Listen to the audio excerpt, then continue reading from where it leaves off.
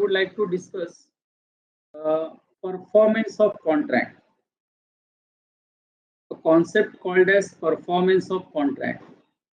When I use the word performance of contract, exactly आपको क्या समझ में आया? मैंने आपको प्रॉमिस दिया, मेरे प्रॉमिस के बदले आपने भी मुझे प्रॉमिस दिया. दैट मीन्स हमारा कॉन्ट्रैक्ट अभी एग्जीक्यूटेड नहीं है, एग्जीक्यूटर ही है. I hope you understand. फिर बच्चों, पर्टिकुलर डेट को मैंने मेरा प्रॉमिस फुलफिल किया एंड मेरे प्रॉमिस फुलफिल होने के बाद फिर आपने अपना प्रॉमिस फुलफिल किया. तो बच्चों, आपको लगता नहीं जब दोनों पार्टी की तरफ से परफॉर्मेंस हो गया, दोनों पार्टियों ने अपना अपना प्रॉमिस फुलफिल किया, तो वो कॉन्ट्रैक्ट कंप्लीट हो गया कि अभी भी इनकम्प्लीट है? एग्जीक्यूट हो गया कि नहीं? कंप्लीट हो गया बच्चों. नहीं, अभिशंकर कंप्लीट हो गया, एग्जीक्यूटेड, कंप्लीट. इसको एक्चुअली हम लोग कहते हैं डिस्चार्ज ऑफ कॉन्ट्रैक्ट. जरा टाइप करो वर्ड सब लोग, discharge of contract. Yes, executed, complete हो गया. सभी लोगों ने आंसर करेक्ट लिखा है. बच्चों, when I use the word discharge of contract, तो ये डिस्चार्ज ऑफ कॉन्ट्रैक्ट का मतलब क्या कि contract comes to an end. The contractual relationship between parties, when it comes to an end, we say the contract is discharged. We say the contract is discharged. Okay? And बच्चों, discharge of contract जब होता है, तो discharge of contract के लिए discharge of contract अलग अलग तरीके से होता है. क्या बोला मैंने? डिस्चार्ज ऑफ कॉन्ट्रैक्ट के अलग अलग टाइप्स हैं एंड उस अलग अलग टाइप्स में सबसे पहला टाइप है परफॉर्मेंस. दोनों पार्टी जब अपना अपना परफॉर्मेंस दे देते हैं तो we say contract is discharge by performance. We say contract is discharge by performance. Are you getting that? अब आपको ये भी समझ में आ रहा होगा या सोच रहे होंगे कि कॉन्ट्रैक्ट को डिस्चार्ज करने के लिए, यानी कि एंड पर लाने के लिए और कौन से मेथड से कॉन्ट्रैक्ट डिस्चार्ज होता है, वो अभी डिस्कशन में आते जाएगा बच्चों, बरोबर है? जैसा मैं आपको अभी एक छोटा सा एग्जांपल दूं, contract is also discharged by impossibility of performance. Do you agree with this line? Yes or no? आपको पता चले कि performance has now become next to impossible, so that contract comes to an end. And what is the reason of contract coming to an end? Because the performance has become impossible. Okay, but sometimes contract gets discharged by operation of law. When I use the word operation of law, that means दो लोगों के बीच में contract हुआ था. मान लो contract was based on personal consideration and उसमें किसी एक पार्टी की डेथ हो गई, तो क्या वो कॉन्ट्रैक्ट आगे पूरा होगा?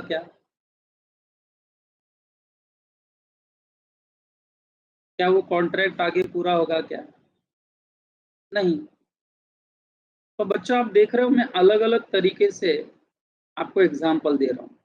कोई एक पार्टी इंसॉल्वेंट डिक्लेयर हो जाएगी, तो क्या वो कॉन्ट्रैक्ट आगे पूरा होगा? क्या नहीं होगा. क्यों नहीं होगा? Because now the contract is discharge. And what is the reason of discharge of contract? Why the contract has come to an end? Because of insolvency of one of the party. तो बच्चों, next unit जब हम discussion करेंगे, वैसे उसमें बहुत सारे points cover होंगे, बट अपना मेजर डिस्कशन ये वर्ड रहेगा, discharge of contract. Okay, now I come to the point. ऐसे बहुत सारे पॉइंट्स है बच्चों, तो अभी हम जैसे ही शुरू हो जाएगा हम धीरे धीरे डिस्कशन करते जाएंगे. Okay, but my major concern is my first point, performance of contract. I hope you get the point. बच्चों मैं आपको नेक्स्ट टॉपिक जो आने वाला है अपना सेल ऑफ गुड्स एक्ट, मान लो उसका एक एग्जांपल देता हूँ. देखो जरा, सेलर, गुड्स का जो सेलर है ना, सेलर, गुड्स का जो सेलर है, he promises to deliver the goods. He promises to deliver the goods on 15th March to buyer. अब बताओ गुड्स डिलीवर हो गए कि प्रॉमिस किया है गुड्स डिलीवर करने का? सेलर ने गुड्स डिलीवर कर दिया कि प्रॉमिस किया है सिर्फ? It's only promise, it's just a promise जो सेलर ने बायर को दिया कि मैं आने वाले 15 मार्च को तुमको गुड्स डिलीवर कर दूंगा. तो बच्चों बायर ने क्या किया? बायर ने भी प्रॉमिस दे दिया कि मैं, आप गुड्स की डिलीवरी जिस दिन करेंगे 15 मार्च को, उसके 1 वीक आफ्टर, एक हफ्ते के बाद मैं आपको पेमेंट कर दूंगा. तो ये बायर ने क्या किया? पेमेंट कर दिया कि प्रॉमिस किया? इसका मतलब बच्चों एक हफ्ते बाद मतलब क्या? 21 मार्च को. ये भी प्रॉमिस है, बरोबर है, ये भी प्रॉमिस है. तो कंसिडरेशन है, प्रॉमिस के बदले प्रॉमिस है ये. अब मुझे ये बताओ, क्या ये कॉन्ट्रैक्ट डिस्चार्ज हो गया क्या? सेलर ने प्रॉमिस किया, बायर ने प्रॉमिस किया, क्या ये कॉन्ट्रैक्ट खत्म हो गया? खत्म नहीं हुआ ना बच्चों, नहीं. ध्यान से सुनना, ध्यान से सुनना. अभी बच्चों 15 तारीख को, 15 मार्च को, 15 मार्च को सेलर ने गुड्स डिलीवर कर दिया. सेलर ने गुड्स डिलीवर कर दिया. अब बताओ, क्या 15 मार्च को कॉन्ट्रैक्ट डिस्चार्ज हो गया? क्या 15 मार्च को कॉन्ट्रैक्ट डिस्चार्ज हो गया? नहीं बच्चों, यहाँ केवल एक पार्टी ने क्या दिया है? अपना performance. By delivering the goods seller has perform, उसने अपना प्रॉमिस फुलफिल किया. एंड बच्चों एक हफ्ते बाद 21 मार्च को बायर ने पेमेंट कर दिया.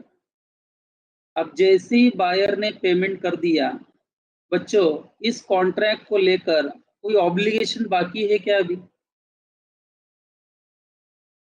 कोई ऑब्लिगेशन बाकी है? सेलर ने गुड्स डिलीवर कर दिया, बायर ने पेमेंट कर दिया. Both the parties have performed their respective obligation. Both the parties have performed their respective obligation. Therefore, क्या बोलेंगे हम यहाँ पर? The contract is discharged by what? Complete the sentence. Contract is discharged by. Contract is discharged by performance. Contract discharge हो गया, वो confirm. But contract जो comes to an end, दो लोगों के बीच में जो contractual relationship comes to an end, उसका रीजन क्या था? तो रीजन था दोनों पार्टीज की परफॉर्मेंस.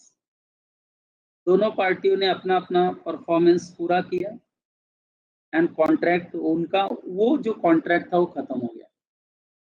बच्चों मैं बहुत ही स्लो डिस्कशन कर रहा था.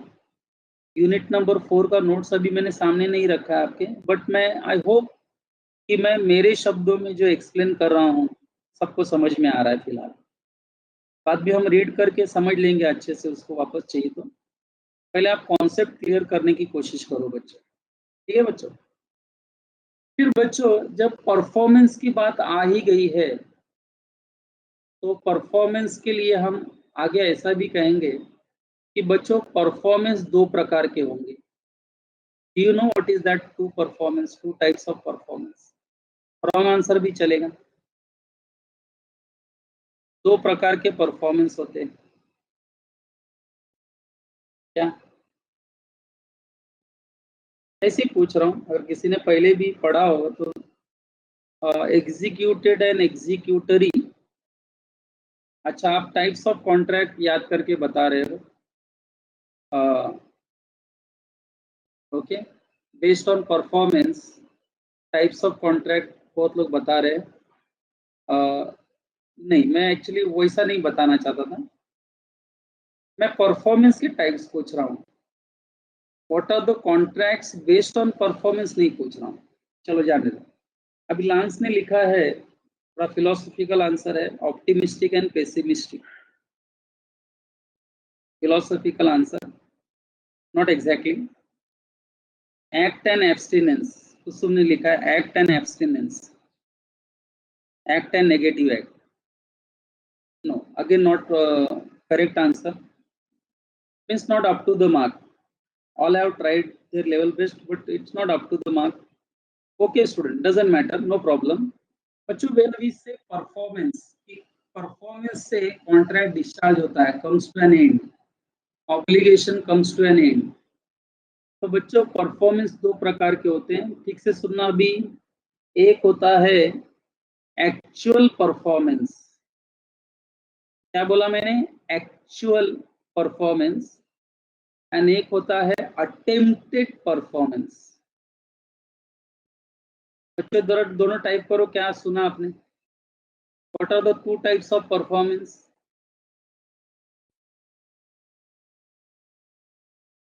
एक्चुअल परफॉर्मेंस, इससे कॉन्ट्रैक्ट डिस्चार्ज हो जाता है। एंड एक होता है attempted performance. Very good. Okay, एक होता है परफॉर्मेंस, एक होता है offer to performance. Offer to performance मतलब अटेम्प्टेड परफॉर्मेंस। ओके बच्चों, मैं दोनों एग्जाम्पल के साथ क्लियर करता हूँ। ओके, आपको समझ में आएगा। Okay, come on, try to understand now example. बच्चों, सेलर ने प्रॉमिस जो किया था उसके हिसाब से गुड्स डिलीवर किया, गुड्स डिलीवर किया, एंड बायर ने उसको पेमेंट कर दिया। तो कॉन्ट्रैक्ट गेट्स क्या बोलो? डिस्चार्ज। एक्चुअल परफॉर्मेंस का एग्जांपल है ये। क्या वर्ड यूज किया मैंने? Actual performance. And actual performance होने से कॉन्ट्रैक्ट गेट्स डिस्चार्ज। लेकिन लॉ क्या कहना चाहता है कि अगर एक्चुअल परफॉर्मेंस के जगह पे, अगर एक्चुअल परफॉर्मेंस की जगह पे अगर कॉन्ट्रैक्ट का कोई पार्टी अटेम्प्टेड परफॉर्मेंस भी करता है, क्या वर्ड यूज किया मैंने? अटेम्प्टेड परफॉर्मेंस भी करता है, तो भी contract gets discharge. Attempted performance भी करता है तो भी कॉन्ट्रैक्ट गेट डिस्चार्ज। ओके, मैं आपको बताता हूँ कैसे अटेम्प्टेड परफॉर्मेंस। बच्चों, मान लो आप क्लासरूम में बैठे हो, अभी तो हम लोग ऑनलाइन लेक्चर ले रहे हैं। आप क्लासरूम में बैठे हो, लेक्चर के लिए आए हो। इसलिए आते हो रोज लेक्चर के लिए क्योंकि एवन के साथ कॉन्ट्रैक्ट है आपका।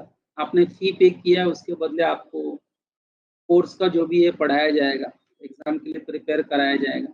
That is a contract basically. अब आपको पढ़ाने के लिए, मान लो मैं आता हूँ, लॉ टीचर आता है आपको पढ़ाने के लिए। लॉ क्योंकि वैसे भी बोरिंग रहता है, तो मैं आपको आके पढ़ाता हूँ, मतलब पढ़ाने को शुरू करता हूँ, बट आप पढ़ ही नहीं रहे हो। Teacher is trying level best to teach you, but students ही नहीं पढ़ रहे हैं। तो इस एग्जाम्पल में बताओ, क्या teacher will be held liable for non performance? क्या आप टीचर को यहाँ जिम्मेदार ठहराएंगे नॉन परफॉर्मेंस के लिए? बताइए। नो, टीचर पढ़ाना चाह रहा है, टीचर का आकर पढ़ाने का ट्राई करना is attempted performance, but student don't want to study, student don't want to study. बच्चों, मैं आपको नहीं बोल रहा हूँ, इट इज जस्ट एग्जांपल। आप तो सुन रहे हैं मेरा लेक्चर अच्छे से, बोरिंग होने के बाद भी। स्टूडेंट नहीं सुनना चाहता, स्टूडेंट पढ़ ही नहीं रहा है। तो बच्चों यहाँ पर सीधी बात है, जब स्टूडेंट पढ़ ही नहीं रहे तो परफॉर्मेंस हुआ नहीं है। लेकिन टीचर ने अपना लेवल बेस्ड ट्राई किया आपको पढ़ाने का। तो बच्चों ये टीचर के एंगल से अटेम्प्टेड परफॉर्मेंस था, एंड यहाँ पर ये अटेम्प्टेड परफॉर्मेंस करने से teacher gets discharge from the contract, and future में for the non performance of contract teacher को जिम्मेदार नहीं ठहराया जा सकता। क्या आप एग्री करते हैं मेरी इस बात से? आर्ग्यूमेंट आर अलाउड बच्चों। मैं जो भी बोल रहा हूँ जरूरी नहीं कि आप एक्सेप्ट करें उसे। आपका माइंड कुछ आइदर वे, आपको लग रहा है कि आइदर वे कुछ हमारे माइंड में आ रहा है, तो बच्चों you can discuss with me, that मतलब आप अपना बात रख सकते हैं। तो बच्चों that is what attempted performance. Now you tell me, seller ने, चलो सेलर बायर का एग्जांपल लेता हूं मैं।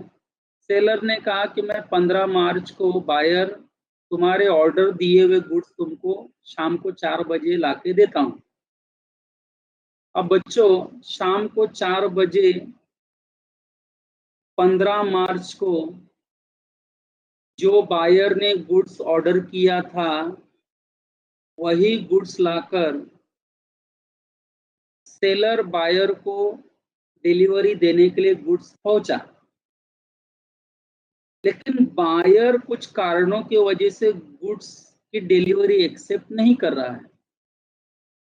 बायर अगर कुछ कारणों की वजह से गुड्स की डिलीवरी एक्सेप्ट नहीं कर रहा है, तो इस नॉन परफॉर्मेंस ऑफ कॉन्ट्रैक्ट के लिए हु विल बी लायबल, कौन जिम्मेदार होगा?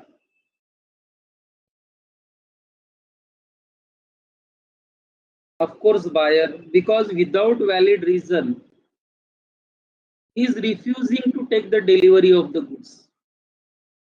सेलर ने सही समय पे गुड्स लाया, अपॉइंटेड डेट पर गुड्स लाया, तुमने जो ऑर्डर किया था वो गुड्स लाया, तो अब कारण क्या है गुड्स नहीं एक्सेप्ट करने का?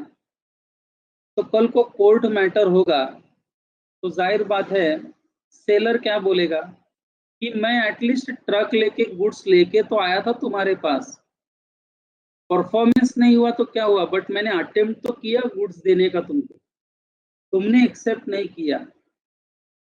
अब इसके लिए, इस नॉन परफॉर्मेंस के लिए कौन जिम्मेदार होगा? तो ऑफकोर्स बायर जिम्मेदार होगा।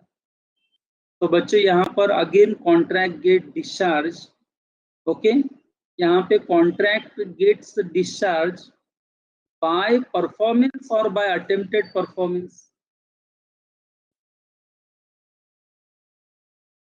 यहाँ पर contract get discharge by performance और अटेम्प्टेड परफॉर्मेंस, अटेम्प्टेड परफॉर्मेंस, बरोबर है। सेलर ने ऑफर तो किया था परफॉर्मेंस के लिए, ऑफर किया था परफॉर्मेंस के लिए, what do you mean by offer किया था परफॉर्मेंस के लिए? मैं अपॉइंटेड डेट पर गुड्स लेके आया था, तुमने ही एक्सेप्ट नहीं किया। टीचर पढ़ाने आया था, बच्चे ही नहीं पढ़ रहे हैं, तो आप टीचर को या सेलर को कैसे जिम्मेदार ठहरा सकते हो? वो लोगों ने तो अपना ट्राई किया था आपको परफॉर्मेंस देने का, ऑफर किया था परफॉर्मेंस के लिए, आपने वो ऑफर एक्सेप्ट नहीं किया परफॉर्मेंस। तो बच्चों मैं क्या कॉन्सेप्ट क्लियर करना चाह रहा हूँ, आई होप सबको समझ में आ रहा है।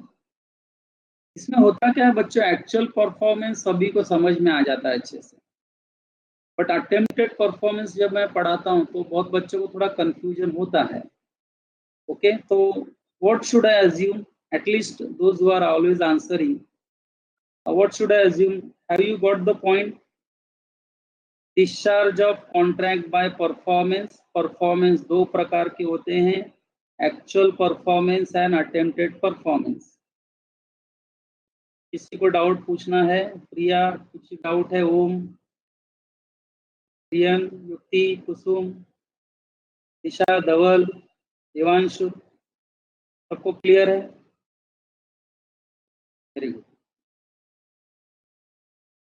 तो बच्चों चलो पढ़ाई फिर के लिए आगे बढ़, मेहनत तो सब करते हैं, लेकिन स्मार्ट स्टडी कौन करता है? प्री एग्जाम ऐप के साथ। बनाइए अपनी तैयारी super smart. Pre exam app देता है वाइड रेंज के एग्जाम्स की तैयारी, जैसे JEE, NEET, CAT, CA foundation, CS CSEET, banking, railway, SSC, MBA entrance, SYJC, com, TYBCom और भी बहुत कुछ। Chapter wise tests and mock tests, detailed performance analysis, और अब तैयारी होगी एकदम परफेक्ट। कहीं भी कभी भी पढ़ाई करें।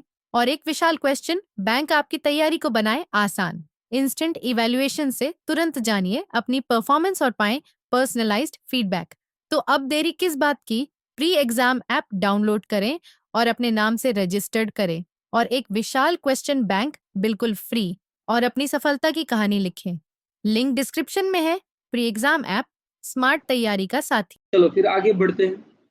अब बच्चों जब हम परफॉर्मेंस की बात करते हैं, देखो अब वर्ड देखो कितना आज इम्पोर्टेंट हो गया है, performance, discharge of contract by performance. अब बच्चों फॉर एग्जांपल कभी कभी क्या होता है कि ये भी आगे के लेक्चर में सब हमको काम आएगा, बाद में मैं रीड करूंगा तो आपको पूरा समझ में आ जाएगा। बच्चों पॉइंट ये है कि मान लो कि दो लोगों के बीच में जो कॉन्ट्रैक्ट हुआ है, एग्रीमेंट हुआ है कोई सर्विस देने का, क्या वर्ड यूज किया मैंने? सर्विस, स्किल्ड सर्विस देने का। तो बच्चों एक व्यक्ति दूसरे व्यक्ति को स्किल्ड सर्विस देगा एंड उसके बदले पैसे लेगा। तो बच्चों ये जो कॉन्ट्रैक्ट दो लोगों के बीच में हुआ है, जरा लाइन ठीक से सुनना, ये लाइन ठीक से सुनना। कॉन्ट्रैक्ट जो हुआ है, कॉन्ट्रैक्ट ऑफ सर्विस, बच्चों इसमें मुझे ये बताइए कि ये कॉन्ट्रैक्ट पर्सनल कंसीडरेशन पर बेस्ड है कि नहीं? Any contract which is based on personal consideration, personal skill and diligence, आप पर्सनल कंसीडरेशन बोलो, पर्सनल स्किल एंड डिलीजेंस बोलो, तो any contract which is based on personal skill and consideration या personal skill and diligence, तो बच्चों उस contract का performance वही पर्सन देगा जिसके साथ कॉन्ट्रैक्ट हुआ है, ना कि कोई third person. What do you think? सही है? अगर A1 ने मान लो मुझे अपॉइंट किया है लॉ पढ़ाने के लिए, बच्चों मैं लॉ 10-12 साल से पढ़ा रहा हूँ, तो मुझे अगर अपॉइंट किया है कि चलो गिरीश को लॉ आता है, अच्छे से पढ़ा सकते हैं, गिरीश बच्चों को समझ में करा सकते हैं, तो मुझे जब अपॉइंट किया तो बच्चों अब ये परफॉर्मेंस मुझे ही देना है। अब कल को मैं नहीं रहूं तो क्या मेरी वाइफ को या मेरे छोटे भाई को बुलाकर ये कॉन्ट्रैक्ट पूरा कराया जा सकता है क्या? उनको लॉ आता ही नहीं तो पढ़ाएंगे क्या आपको? इसका मतलब बच्चों मेरा एंड A1 का जो एग्जाम्पल था, it was based on personal consideration, and when it is based on personal consideration, only Girish can discharge the contract by performance, and no other person is allowed. I hope you get my point. अब बताओ इसमें कि इसमें अगर service देने वाले की मान लो गिरीश की डेथ हो गई, तो क्या उसके फैमिली मेंबर्स को बुलाकर वो कॉन्ट्रैक्ट पूरा किया जा सकता है क्या? No. That means the contract comes to an end by death of promiser. किसने प्रॉमिस किया था कि I will be teaching law? Girish ने। एंड गिरीश का कॉन्ट्रैक्ट जो था A1 के साथ, that was based on personal consideration. तो गिरीश की डेथ के बाद contract will automatically comes to an end, discharge of contract by death of promiser, because contract was based on personal consideration. But if I ask you reverse question, if I ask you a reverse question, that if contract is not based on personal consideration, it is not based on personal skill or diligence, तो इसमें क्या होगा? इसमें अगर promisor की death हो गई तो सेलर ने प्रॉमिस किया था कि वो 15 मार्च को गुड्स डिलीवर करेगा। अब यहाँ पर अगर सेलर प्रॉमिसर की डेथ हो गई तो बच्चों आपको लगता नहीं that goods can be supplied even bye their family members also? What do you think? What do you think? है कि नहीं? क्योंकि ये गुड्स वाला ट्रांजैक्शन था।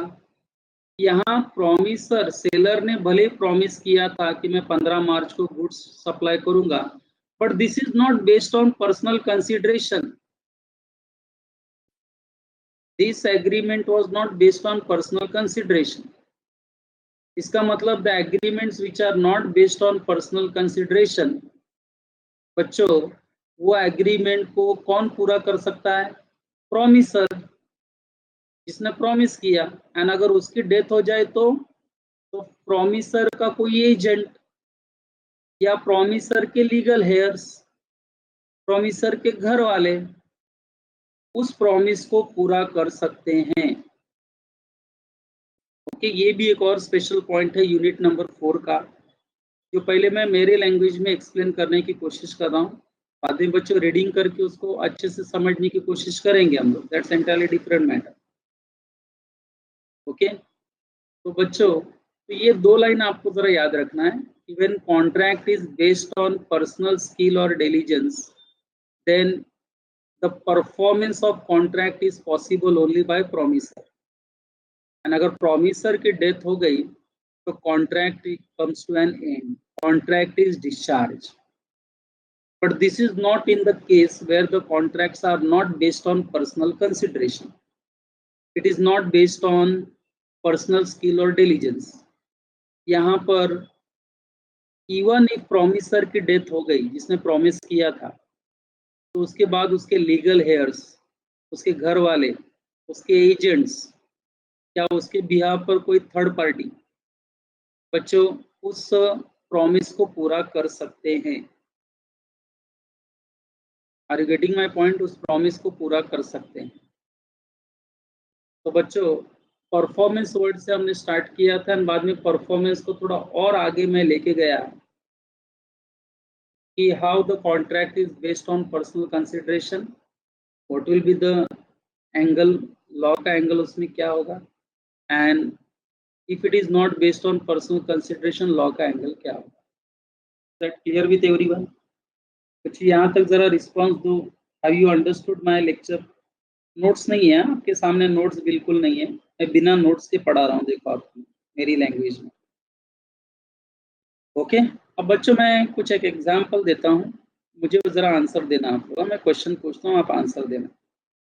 बच्चों मान लो मिस्टर ए एक वर्ल्ड क्लास पेंटर हैं, he is a painter, world class painter, and mister A ने कंसिडरेशन लेकर मिस्टर बी को प्रॉमिस किया है, या प्रॉमिस किया है कि फॉर कंसिडरेशन मैं तुम्हारा पिक्चर पेंट करूंगा, यानी आपका स्केच निकाल के आपको दूंगा।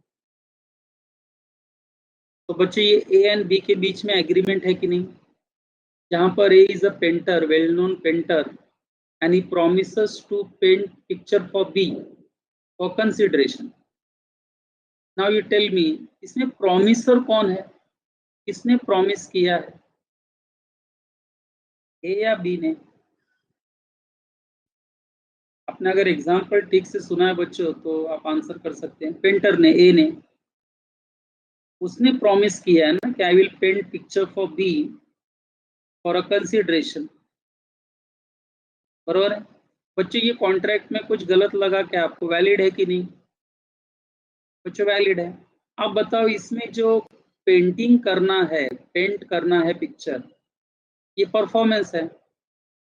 ये परफॉर्मेंस सिर्फ कौन दे सकता है? Only the painter. What I mean to say is कि यहाँ पर contract based on personal consideration या not based on personal consideration? Contract based on personal consideration है कि नहीं? स्किल एंड डिलीजेंस पर है। अब मुझे ये बताओ जिस डेट को पिक्चर पेंट करना है उसके पहले पेंटर की अगर डेथ हो जाती है तो what will be the result of agreement? Contract का रिजल्ट क्या होगा? The contract becomes void because performance is not possible now. Why performance is not possible? Because contract is based on personal consideration and contract comes to an end as soon as promisor की death हो जाती है। यहाँ possible ही नहीं। अब B क्या case करेगा क्या एक ही घर वाले के ऊपर कि तुम में से कोई एक आओ और पेंट करो पिक्चर? ऐसा है क्या? पॉसिबल नहीं है बच्चे। कोर्ट बी को मना करेगा, छोड़ना यार, खत्म करना मैटर। पेंटर ने पेंटिंग के लिए बोला था, उसके घर वाले थोड़ी पेंटर हैं और इसके लेवल के। Are you getting this? But बच्चों यही अगर रिवर्स कॉन्ट्रैक्ट होता जहाँ पे बच्चों contract is not based on personal consideration, तो प्रॉमिस को पूरा करने के लिए प्रॉमिसर जिंदा है तो वो पूरा करेगा, वो अगर नहीं है तो उसके घर वाले या उसका अपॉइंटेड कोई एजेंट वो पूरा करेगा। बराबर है? तो ये एक एंगल हमारे कॉन्ट्रैक्ट में आगे ऐड होने जा रहा है, इसको आपको याद रखना है। सर बी को पैसे मिलेंगे ना? अगर हाँ प्रिया, प्रिंसिपल ऑफ रेस्टिट्यूशन याद करो कि फ्यूचर में वैलिड कॉन्ट्रैक्ट आगे चल के वॉइड होता है या वॉइडेबल कॉन्ट्रैक्ट आगे चल के वॉइड होता है तो उस पर मिला हुआ बेनिफिट आपको वापस करना पड़ेगा। याद आया प्रिंसिपल ऑफ रेस्टिट्यूशन? हाँ, तो पैसे तो मिलेंगे ना। अगर एडवांस लिया था पेंटर ने, पेंटिंग करने के पहले अगर डेथ हो गई एंड अगर ये पैसे के बारे में घर वालों को नॉलेज है, होगा नॉलेज में, तो घर वालों को पैसा वापस देना पड़ेगा। Because contract has become void, तो फिर आपको मिला हुआ बेनिफिट आप कैसे रख सकते हैं? Priya, this is called principle of restitution. शायद हमने यूनिट 1 में या 3 में कहीं पढ़ा था, स्टार्टिंग में ही पढ़ा था शायद, देख लो। 3 में ही पढ़ा था बच्चों, जब I think we were discussing that coercion under influence. ये पॉइंट आया जरूर था बच्चों। हाँ प्रिया, तो बच्चों यहाँ तक का यूनिट नंबर 4 का जब हम शुरुआत करेंगे, एक्चुअल परफॉर्मेंस, अटेम्प्टेड परफॉर्मेंस, ये contract based on personal consideration, contract not based on personal consideration, बच्चों यहाँ तक आपको आई होप सबको पूरा लेक्चर समझ में। ठीक है, किसी को और डाउट पूछना है? बच्चों आज हमारे सामने नोट्स नहीं है, जो सर ये नोट्स का काम करते हैं वो आज है नहीं, इसलिए मैंने यूनिट 4 डलवाया नहीं। नेक्स्ट लेक्चर में आपके पास पहुंच जाएगा ये, या आपको दिखाई देगा ये। ठीक है, तब तो इसलिए मैं बिना विदाउट नोट्स आपको पढ़ा रहा था। बच्चों यूनिट 4 का लास्ट पॉइंट में डिस्कस करके then I start. Okay, I stop my lecture today. एक और पॉइंट में डिस्कशन करता हूँ। बच्चों मैंने आपको पढ़ाया था इसलिए मैं आपसे पूछूंगा, याद करो जरा, मैंने आपको एक पॉइंट पढ़ाया था assignment. Do you remember assignment? जरा टाइप करो वर्ड असाइनमेंट।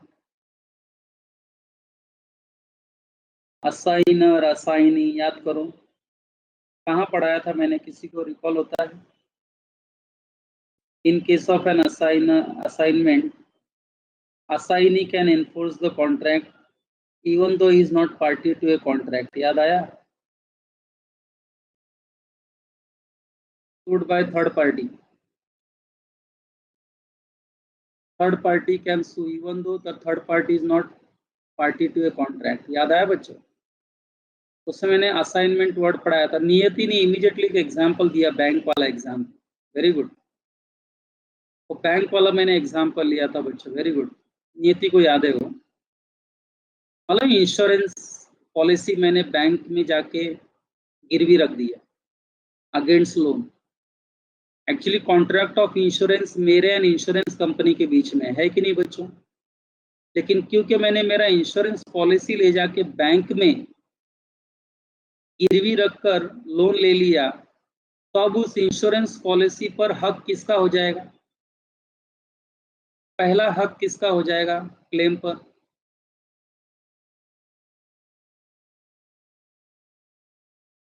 कुछ याद करके बोलना चाहिए आपने आंसर। बैंक का हो जाएगा। बैंक असाइनी है, an assignee can enforce the contract even though he was not party to the contract. क्यों बैंक पहले एनफोर्स करेगा ये कॉन्ट्रैक्ट, अपना पैसा लेना चाहेगा क्योंकि उसने लोन दिया है गिरीश को। सबको याद आया बच्चों? बताया था कि नहीं? मैंने बहुत स्लो डिस्कशन करके ये एग्जांपल दिया था आपके नॉलेज के लिए। As a chartered accountant, as a CS, आपको तो अभी ये भूलना ही नहीं चाहिए assignment. There are two parties in assignment, assignor and assignee. Okay, तो बच्चों ये एक असाइनमेंट कॉन्सेप्ट हो गया जो मुझे लगता है कि इट्स एब्सोल्युटली फाइन, एकदम क्लियर है सबको। कंसिडरेशन टॉपिक में हमने पढ़ा था suit by third party. Okay, assignee can enforce the contract even though it is not party to a contract. Basically contract of insurance मेरे एंड इंश्योरेंस कंपनी के बीच में था, तो आई शुड एनफोर्स दैट ना। लेकिन मेरे जगह पे bank will enforce that contract because bank has given loan to Girish. अब आप बोलेंगे सर अचानक ये याद क्यों दिला रहे हो?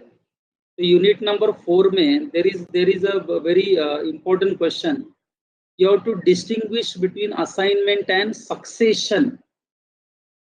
तो असाइनमेंट वर्ड तो आपको क्लियर है थोड़ा बहुत, मैं तो एजम्पशन कर रहा हूँ। जरा टाइप करो, मैंने और एक वर्ड यूज किया succession. Can you type that spelling succession?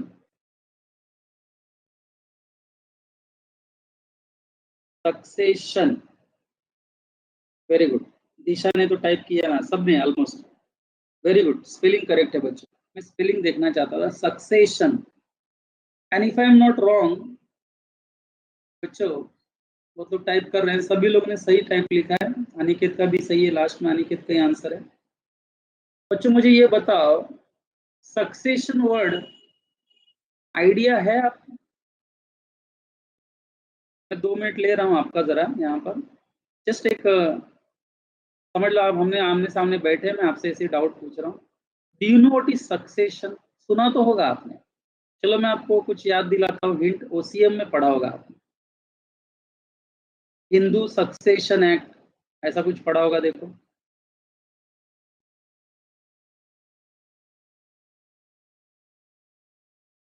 अभिशंकर क्या? अभिशंकर, क्या डाउट था बाबा?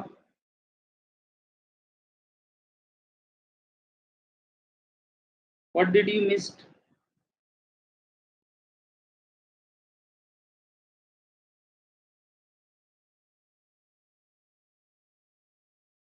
असाइन वाला, हाँ अभिशंकर, असाइनमेंट मैंने पढ़ाया था आपको।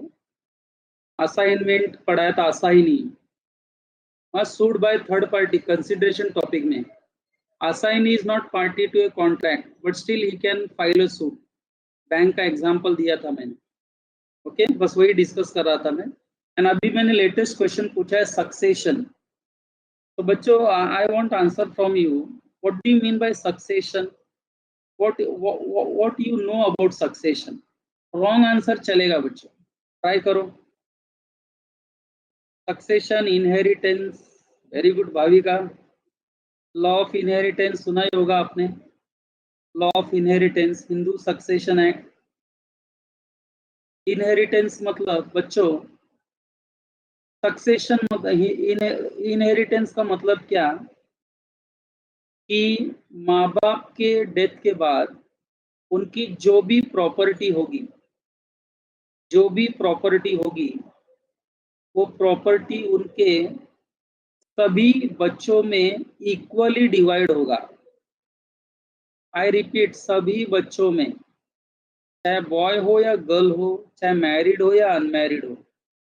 अभी तो सुप्रीम कोर्ट का जजमेंट भी आ गया, इवन मैरिड डॉटर को भी शेयर मिलेगा, इक्वल शेयर मिलेगा फादर की प्रॉपर्टी। ओके, तो गर्ल्स लोगों के लिए ये गुड न्यूज है। ओके, पहले कुछ स्टेट में ऐसा कायदा था कि पेरेंट्स की प्रॉपर्टी से उनको शेयर नहीं मिलता था, अब मिलेगा। बच्चों ये हो गया inheritance, but my question was succession.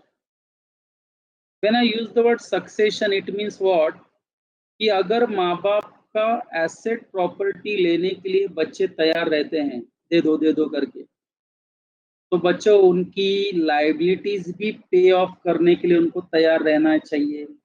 आप एग्री करते हैं इस बात से? अगर आप एसेट लेना चाहते हो माँ बाप का, तो बच्चों उनका लाइबिलिटी भी आपको पे करना चाहिए, ये भी आपकी रिस्पॉन्सिबिलिटी है। What do you think? I just want your opinion. आपको लगता है ऐसा होना चाहिए? बच्चों लगता क्या है, ऐसा है। एंड इसी को हम सक्सेशन कहते हैं। Succession is not about acquiring asset from parents.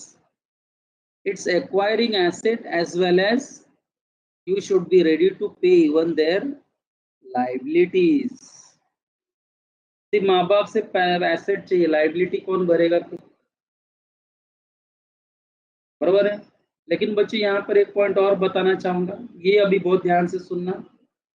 बच्चे लोगों को पेरेंट्स का एसेट का शेयर मिलेगा, एंड बच्चे उतना ही लाइबिलिटी पे करने के लिए जिम्मेदार होंगे जितनी वैल्यू की उनको एसेट मिली। अगर मैं कहूँ 3 बच्चों में पेरेंट्स का एसेट डिवाइड हो गया, सबको 10-10 लाख रुपया मिला है, ये एसेट की बात कर रहा हूँ।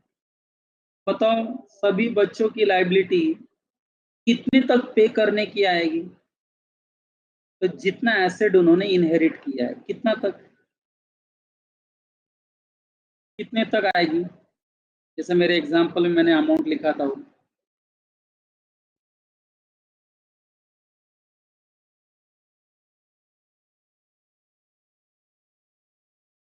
10 lakhs, maximum 10 lakhs, not more than 10 lakhs, I repeat, not more than 10 lakhs।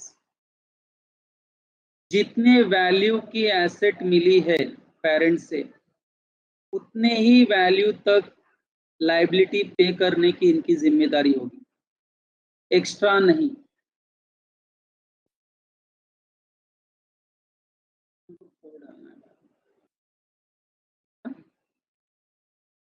उतनी ही मिलेगी।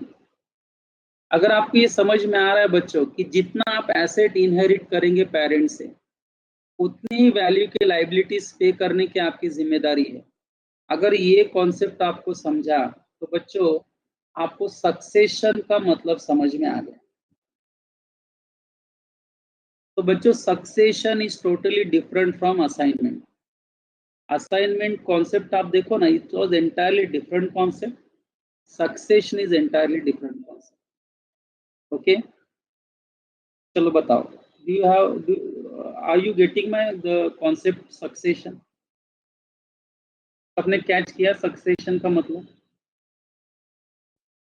कोई डाउट पूछेगा कि सर पेरेंट्स से 3 बच्चों को 10-10 लाख रुपया मिला, बाद में पता चला कि पेरेंट्स का लोन जो है वो 45 लैक्स का है, 15-15 लाख का है, तो बच्चे क्या करेंगे? तीनों बच्चे मिला हुआ 10 लाख लोन भरने के लिए दे देंगे, बट ऊपर का जो 5 लाख है वो पे करने के लिए उनकी पर्सनल प्रॉपर्टी अटैच नहीं होगी जो उन्होंने अपने मेहनत से कमाया। क्या बोला मैंने, समझ में आया बच्चों? वो जो रिमेनिंग 5 लैक्स है वो पे करने की जिम्मेदारी बच्चों की नहीं है। अगर ये समझ में आ रहा है तो बच्चों you have understood the word succession. तो बच्चों ये जो मैंने अभी एक आधे घंटे से ज्यादा डिस्कशन किया यूनिट नंबर 4, नेक्स्ट लेक्चर आप देखेंगे जब नोट्स हमारे सामने होगा तो बच्चों हम उसको रीड करके इसको वापस रिवाइज भी करेंगे 10-15 मिनट। मुझे लग रहा है कि ये अभी यूनिट्स बहुत सिंपल है, आगे ज़्यादा टेंशन वाला नहीं है। मैंने आपका यूनिट 1, यूनिट 2, यूनिट 3 बराबर है आपका, मैं बोल सकता हूँ 70% कॉन्ट्रैक्ट एक्ट खत्म हो गया मई में। ओके, एंड हमने बहुत ही स्लो डिस्कशन करके सब कंप्लीट किया। बच्चों में आपको डाउट नहीं होगा तो मैं यहाँ लेक्चर स्टॉप करना चाहूँगा। है डाउट तो मैं रुकता हूँ 1 मिनट, आप टाइप कर लो डाउट्स, अदरवाइज यस नो में आंसर देके मैटर खत्म करो।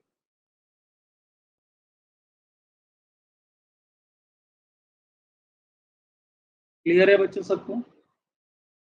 चलो ठीक, थैंक यू स्टूडेंट्स।